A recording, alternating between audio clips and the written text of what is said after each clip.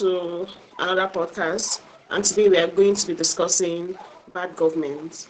And today, bad government didn't start today and it won't end with just one election. We are going to go beyond the headlines to ask what does bad government really means? What does corruption refuse? Sorry, why does corruption refuse to die? And at what point does citizens stop being victim and start participating? This conversation is for every Nigerian who believe the country can work. And today with me, I have Dr. Tony Obede and Ms. Gladys Bowman. Welcome to today's podcast. Thanks for having us. Okay. So, bad government in Nigeria goes beyond leadership. It's refers to a system where we have leaders that lack accountability, policies that exist only in papers, and fail to be implemented in the system. So today, I want to ask, what does bad government really means in Nigerian context? I would say bad government is a thing that, as the name implies, it's a government that creates negativity in the system, that create negativity in all that they do and in those things that they don't do. So when we talk about bad government, we are talking about government that actually does not deliver for the people, does not deliver the democratic, the social, and egalitarian things that is supposed to be agreeable to people they tend to govern over. In other words, when you talk about bad government, you talk about corruption as it pervades the length and breadth of governance. You talk about the disrespectfulness of the rule of law, where the rule of law is turned into the rule of men. When you talk about bad governance, what it means is that it's an environment where lawlessness thrives. A bad government could also mean a state where nepotism, instead of competence, becomes the driving principle of putting people into offices.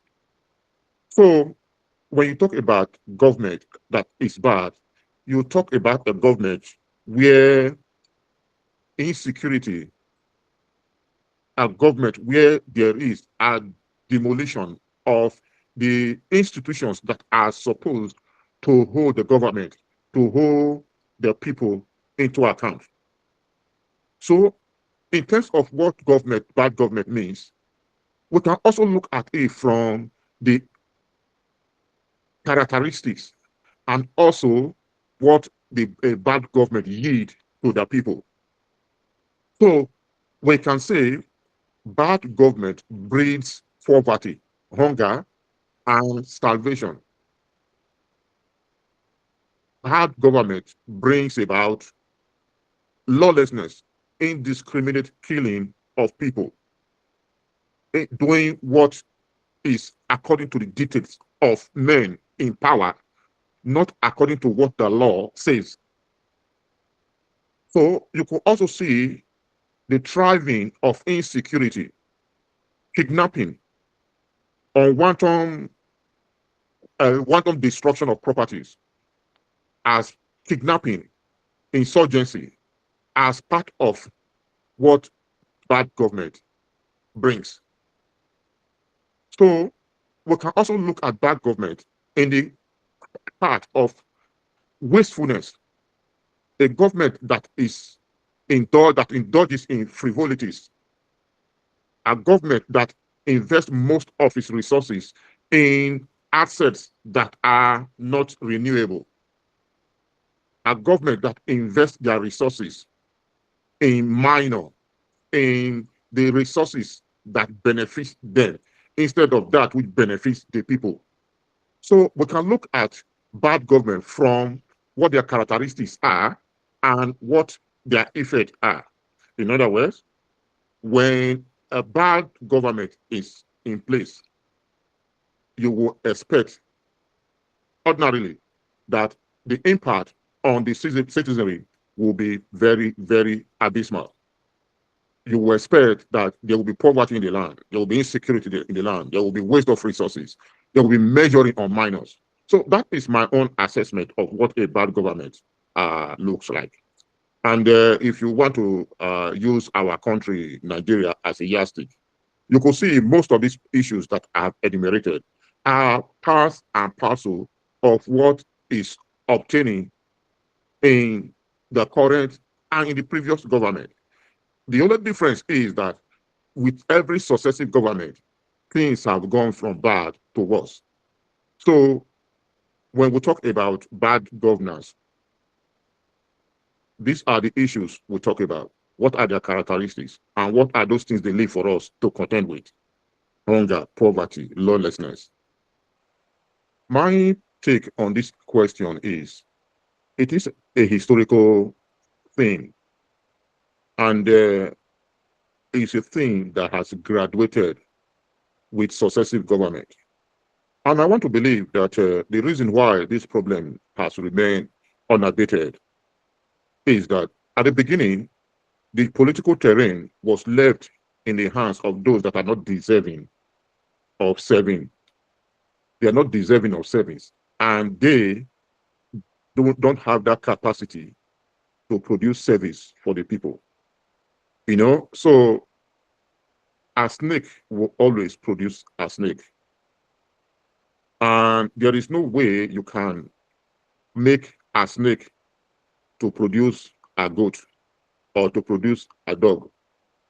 So it has been an issue that from the is it the Fourth Republic now since 1999 that majority of the people in the first in that the first people in the Fourth Republic, that is the first group of people in the 1999 election, majority of them were handovers from the military. Some of the boys the military used, they were all part and parcel of those that took charge in the first, when we first became, when we came back to the uh, democracy in 1999. And those people bred their own, you know? So let's put it this way, it has a multiplier effect. So let's assume that we had two bad elements in the 1999. And those two bad elements had two other bad elements each. So we're looking at six bad elements now. And as the number begin to grow, no better people, no good intentioned people were coming in. Instead, people were coming in just to get a bite of the cake. In the process, the whole democracy was hijacked by those vultures, those hyenas, and those that are not having the interest of the country at heart. So what happened?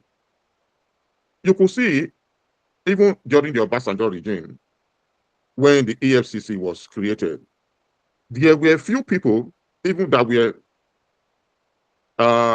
taken to EFCC. Some of them were convicted. Some of them did plead bargain, refund the money, and now you don't have everybody now goes to court. The lawyers are there to do their biddings. The judges are there probably to also do their biddings. Even when some of them has been found guilty, the presidency is there to grant them pardon.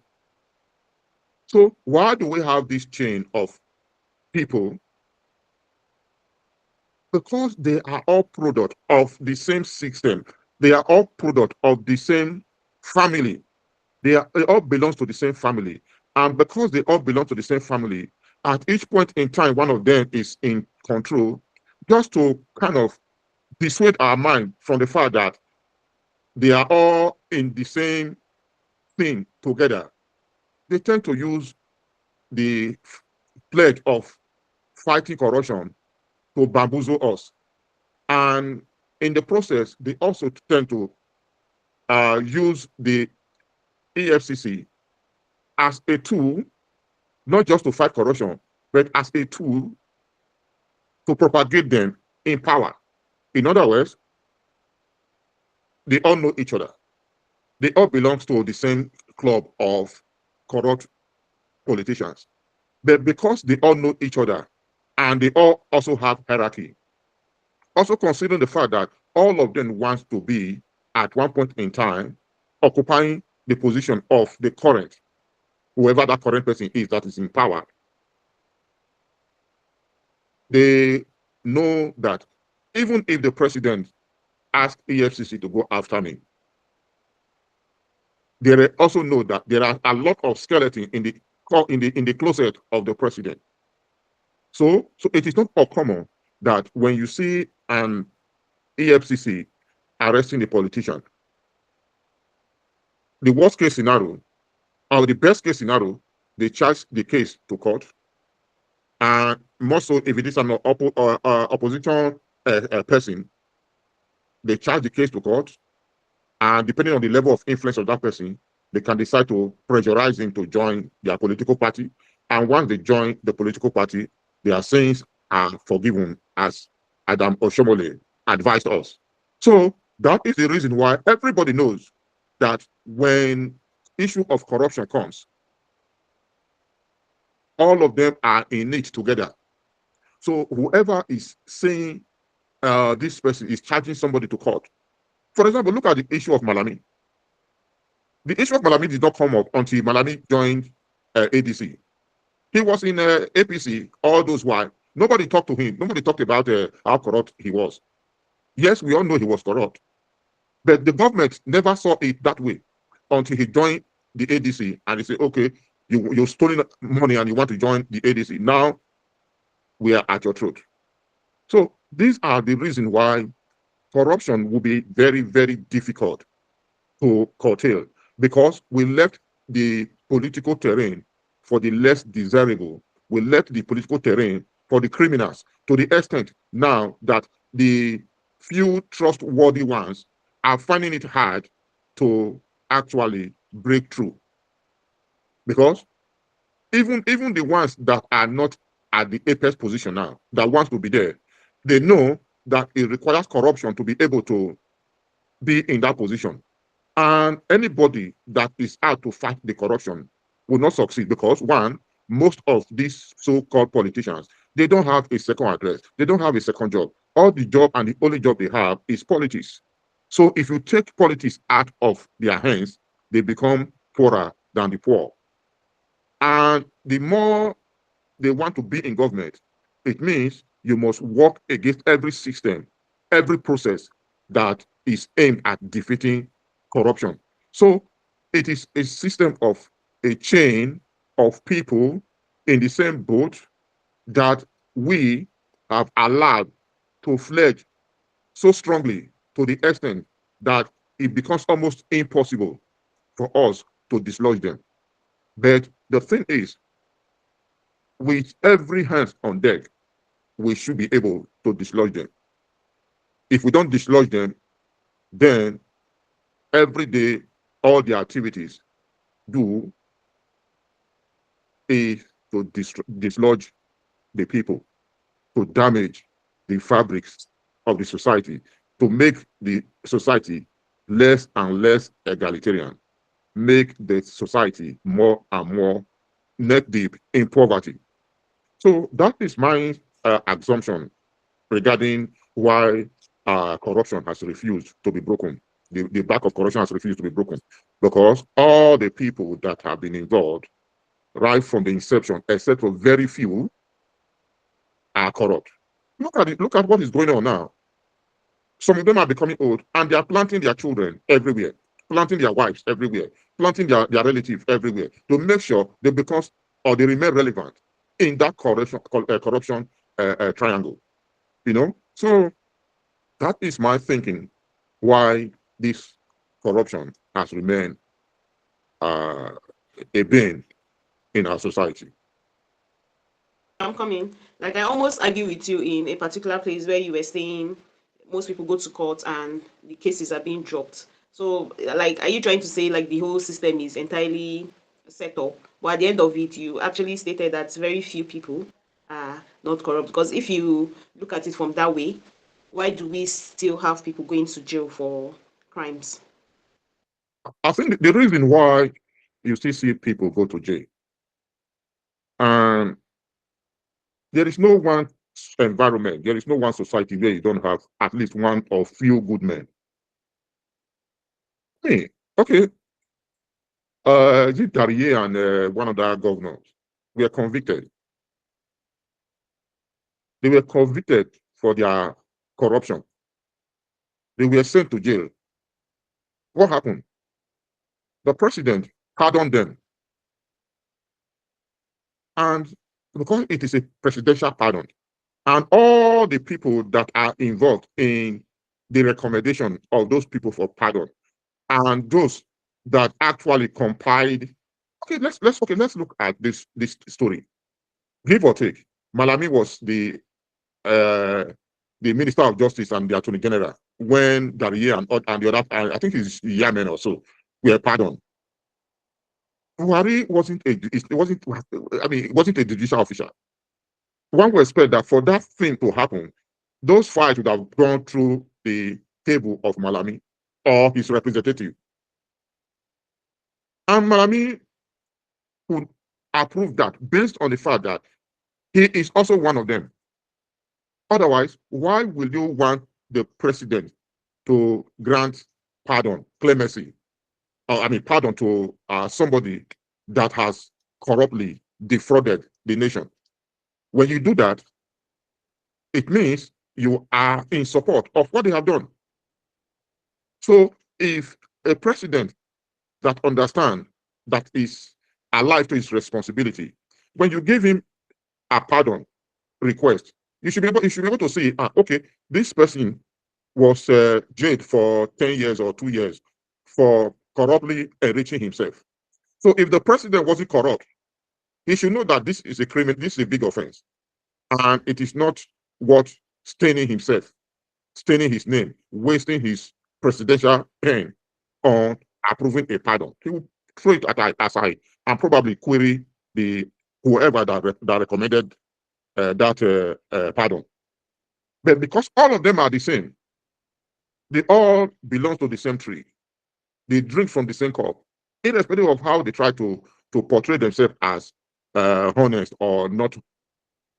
You know, so the judges that convicted them would just be one of those few, or this case was so overwhelming that there was no way he could turn down justice for taking his place. And when you look at it from that perspective, look at Malami today is involved allegedly in corruption. He's being prosecuted for corruption now. So one may not be unwise to think that probably the granting of those pardon in the course of the processing, some money would have changed hand or some asset would have changed hand. I'm not saying it is, but it's not. You cannot in absolute terms say things like that didn't happen, because what they did does not justify, does not warrant pardoning. And if they do, okay, I mean, it's the same thing. Chagori, the guy that is building the Calabar Coastal Highway, Alan, he has been given the second highest honor. For what? This is somebody internationally is known to be a corrupt person. This is somebody in the international scene is known to be a corrupt person, and you are giving him the second highest honor in the land. You know, so you can see that all of them are, or majority of them are in the same boat. They support who they support, and who they support them. Let's be honest. How many politicians, how many Nigerian politicians can you really say that his business before he became a politician is XYZ? I mean, I'm not saying the company they registered to siphon money, or the company they register in lieu of when I get to office, I use this one as my conduit pad. How many of them, 10 years before they became whatever they are in politics, have business? These are questions we need to ask. You know, so that is my simple response to that. Okay, so yeah, in Nigeria, justice is not absent; it's just being selective of the people that they I ask. think I share that view with you when we say justice is selective.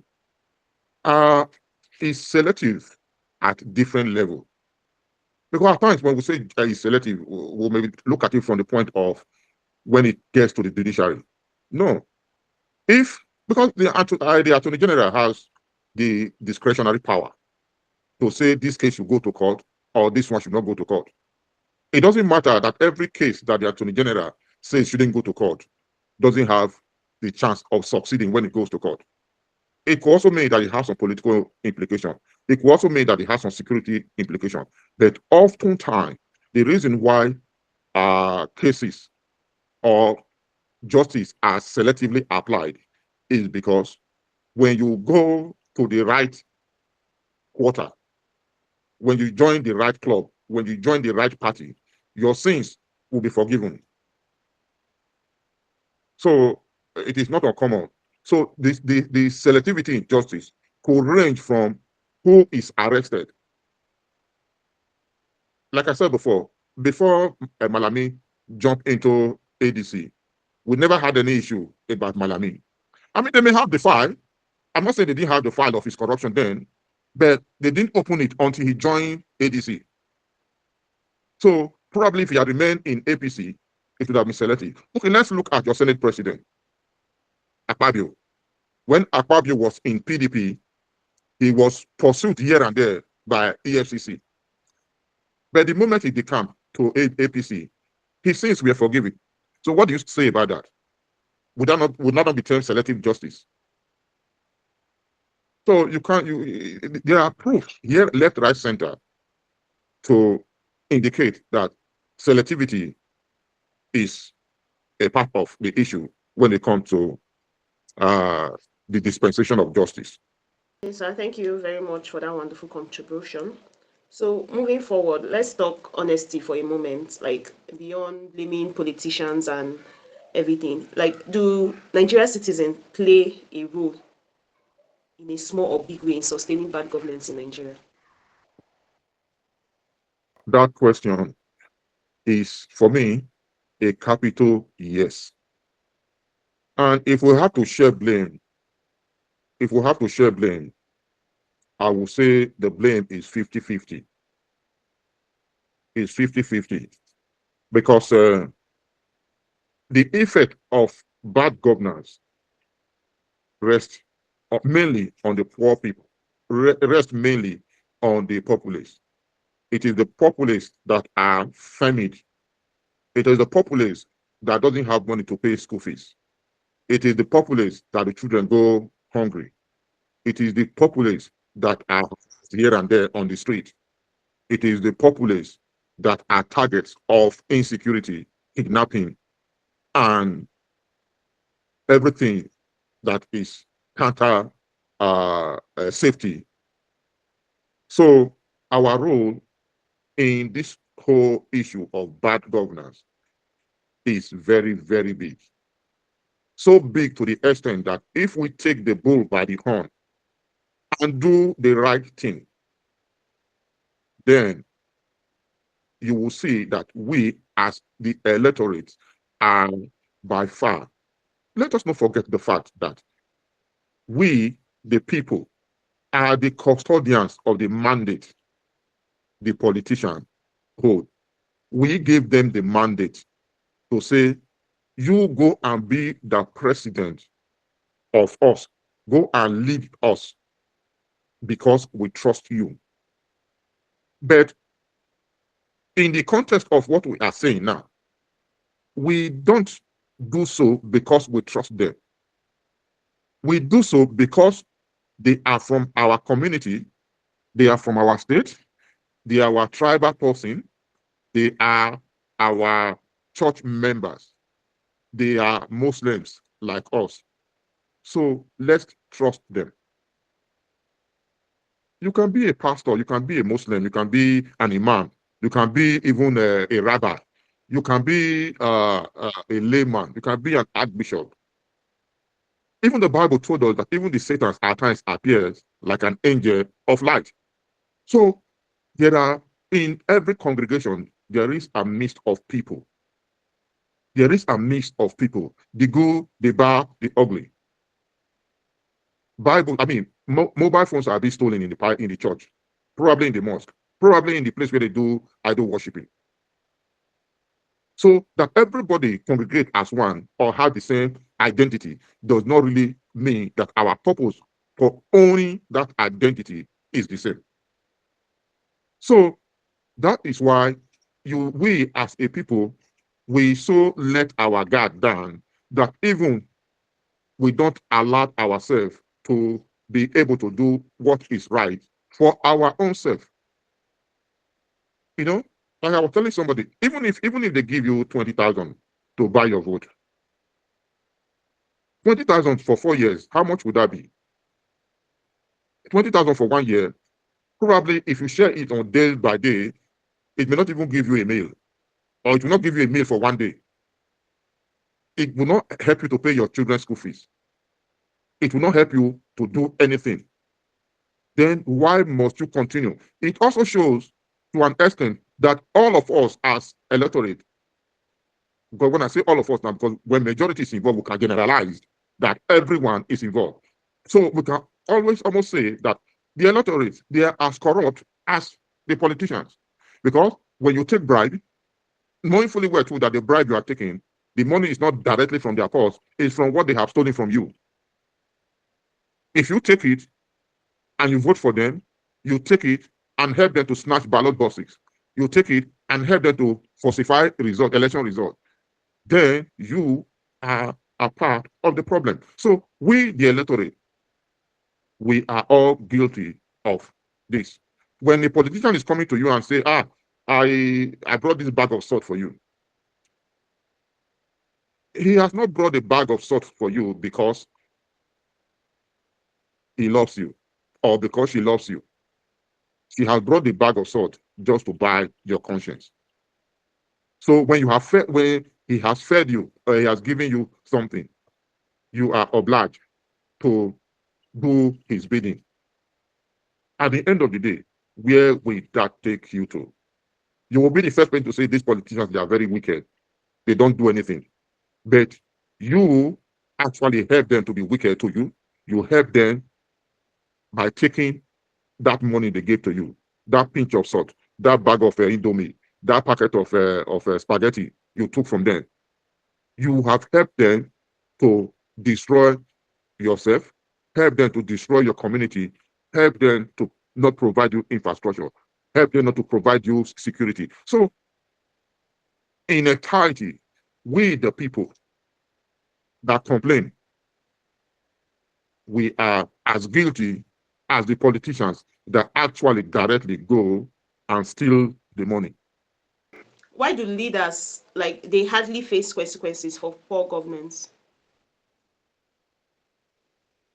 What is consequences? Like they tend to go away No, with a lot of things. it's not that I don't understand the question. You know, like I think I've answered this question before. A snake gives birth to a snake. Whether it is a big snake or a small snake, a snake is a snake.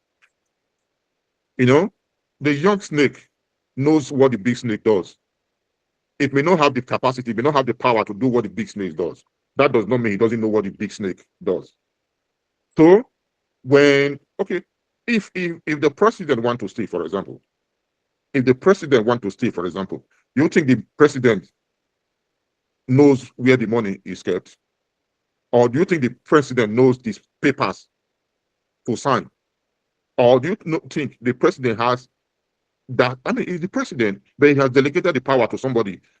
The power he has delegated to sign. For example, if it is the responsibility of the Minister of Finance to sign a document asking for the release of money, even though the commissioner, I mean the minister, is under the directive of the president, that does not absolve the president going to sign that document. So if the president wants to steal money, he will steal it through intermediaries of people, and that is how it goes down. If a president wants to steal, for example, 100,000, probably he will tell the minister, I need 100,000. And probably the minister will go and tell the person next, I need 125,000. And the other person will go, look, I need 150,000. And at the end of the day, the president may have actually asked for 100, and he actually gets 100, and the other 50,000 goes somewhere along the chain. And when you ask, ah, I asked for 100,000. If the president I asked for 100,000 after a review, maybe something is growing, and the president says, it was 100,000 because that is what he asked for. Probably that is what he has asked people to cover up for him, and 50,000 is still showing up somewhere. How did this? Oh, okay. When the minister asked me to get 125,000, I added 25,000 for the boys. Okay. Oh, I mean, okay. You've answered yours, but minister, the 25,000 you collected. But I mean, there are a lot of people involved. So there is that chain. That is the chain, because all of them are involved. But because all of them are involved, the president does not have the moral, the political, I mean, let's say the moral right to sanction the minister or the boys that took 50,000.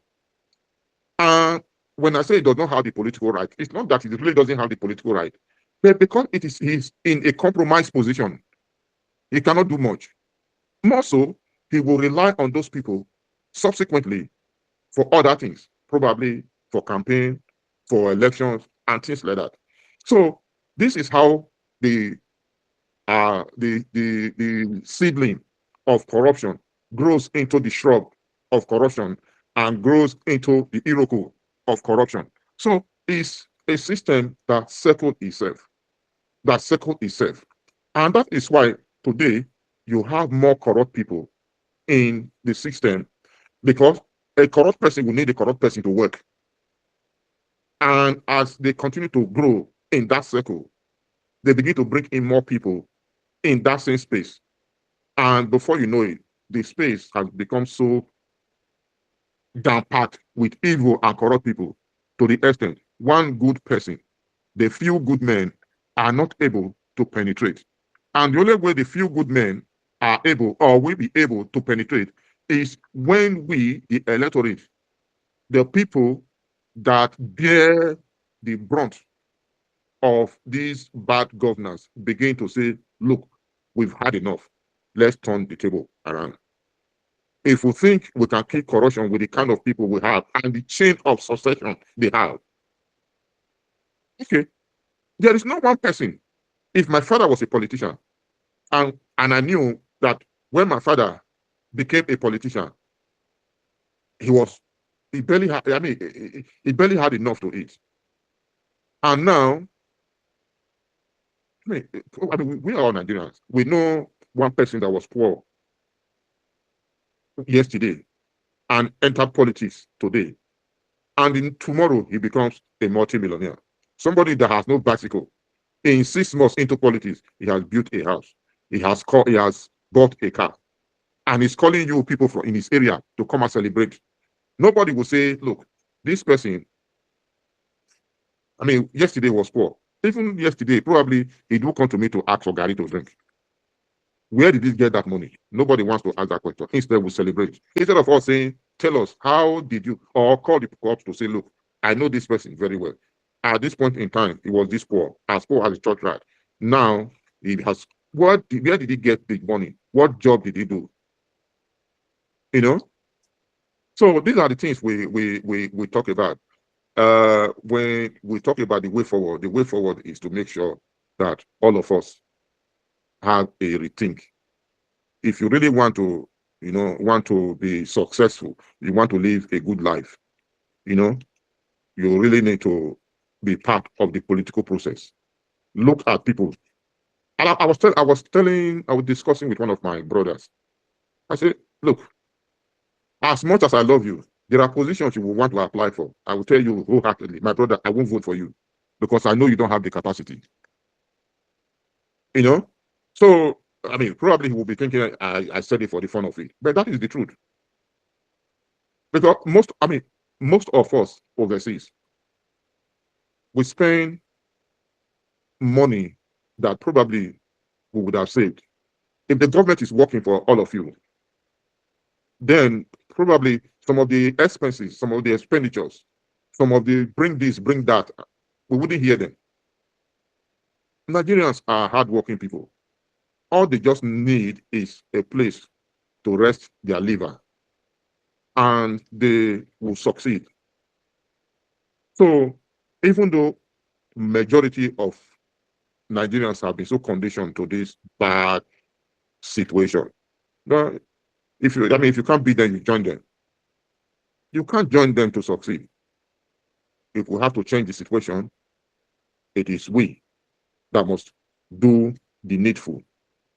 Stand out, purge ourselves, purge ourselves of this corruption, and take a stand that from today going forward, I will vote my conscience. I will not allow money to be the driver. I will not allow my poor state to be capitalized on to further make me poorer. I mean, 20,000. I don't think they even give anybody 20,000 for election. And 20,000, I mean, if you go out to eat, probably that would take you to a restaurant twice if you are the conservative type. If you are the very the one that is lavishing, that may not be enough for one meal or for one outing. So they said the word is enough for the wise. I hope we as Nigerians are getting wiser. You know, you cannot be stealing from me and telling me you are doing me well. I don't have sympathy for my brother that does not love me. And the only way you will show that you love me is to make sure whatever is in your hands that belongs to me, you provide it to me. So whatever is in your hand for our community, you provide it for the development of the community. We cannot all the time be coming to your house to celebrate Christmas. We should also have the opportunity for all of us to celebrate Christmas joyfully in our own various homes. The Bible says it is better to give, but it is also the giver, they say, it never lacks. So probably that is the logic they are using for us. So we should be in a position to also be giver by making them understand that what you are giving us is our money. You cannot be giving me my money and telling me you are helping me. So it's plenty food for thought for us.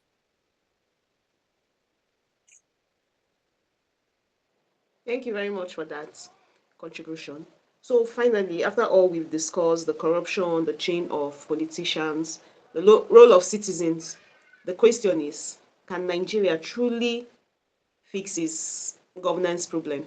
Or we are just trapped in a system, like in a cycle that we can't break? What do you think? Is it We can possible we to can fix change? we can fix it. We can fix it. You know, it's just a question of all of us doing the right thing, paying the sacrifice, being enlightened. It is not a role for every one person. It is not a role for one person. It is a role for every one of us. John speak to Peter that our situations are the same and must not remain the way it is. You may have been given 20,000 yesterday. That 20,000 does not last you for a week. So it's like a sugar hike. It's like a sugar hike. When that sugar finishes from the system, you go down again. So that is what those things are doing in our lives. And when we go down, we'll go down worse. Have you not heard of people because they lack money to buy Panadol have lost their children? With 20,000 buy a child? Have you not heard of people running, leaving their children in the hospital? So these are the things we need to talk about. We also make reference while you are enlightening your people to places that have been like us and what they did. It's not an issue of fighting. It is an issue of educating, enlightening people, informing them of what should be done and what need to be done. You are hungry today. It's not an excuse. I have not eaten since yesterday. It's not an excuse. So I expect that we should be able to understand the situation we are in and also help ourselves to do better. That is my thinking. Because if we continue like this, let's if you draw a demographic the democracy graph per year, eh, from 1999 to 2026. Okay, let's say till 2025, end of 2025. If you measure the level of corruption, you will see every successive year it spikes up. They may not tell you that is it. Hey, let's look at the hunger.